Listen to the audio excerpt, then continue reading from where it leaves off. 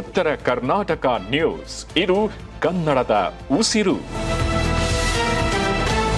ಇನ್ನು ಬೆಳ್ಳಂಬೆಳಗ್ಗೆ ಭ್ರಷ್ಟ ಅಧಿಕಾರಿಗಳ ಮನೆಯ ಮೇಲೆ ಲೋಕಾಯುಕ್ತ ಅಧಿಕಾರಿಗಳು ದಾಳಿಯನ್ನ ನಡೆಸಿದ್ದಾರೆ. ಜಸ್ಕಾಂ ಎಡಬ್ಲ್ಯೂ ಅಮೃತರಾವ್ ಯಲ್ಲಾಳ್ ಮನೆ ಮತ್ತು ಕಚೇರಿ ಸೇರಿ 7 ಕಡೆ ದಾಳಿಯನ್ನ ನಡೆಸಿದ್ದಾರೆ. ಕಲಬುರಗಿ ನಗರದ ಜಾಗೃತಿ ಕಾಲೋನಿಯ ಮನೆ, ಬಸವ ಅಪಾರ್ಟ್ಮೆಂಟ್ ನಲ್ಲಿನ ಫ್ಲಾಟ್ ಮೇಲೆ ದಾಳಿಯನ್ನ ಮಾಡಿದ್ದಾರೆ. ಕಲಬುರಗಿ ನಗರದ ಕೊತ್ತಂಬರಿ ಲೇಔಟ್ ಜಸ್ಕಾಂ ಕಚೇರಿಯ ಮೇಲೂ ಕೂಡ ದಾಳಿಯನ್ನ ಮಾಡಲಾಗಿದೆ. ಚಿಂಚೋಳಿ ತಾಲೂಕಿನ ಸುಲೆಪೇಟ್ ಗ್ರಾಮದ ಮನೆ ಮೇಲೂ ಕೂಡ ದಾಳಿಯನ್ನ ನಡೆಸಿದ್ದಾರೆ.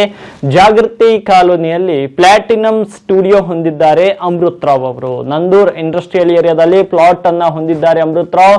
20ಕ್ಕೂ ಹೆಚ್ಚು ಎಕರೆ ಜಮೀನನ್ನ ಹೊಂದಿರುವ ಎಡಬ್ಲ್ಯೂ ಅಮೃತರಾವ್. ಲೋಕಾಯುಕ್ತ SP ಸಿದ್ದರಾಜು ನೇತೃತ್ವದಲ್ಲಿ ಈ ಒಂದು ದಾಳಿ ನಡೆದಿರುವಂತದ್ದು.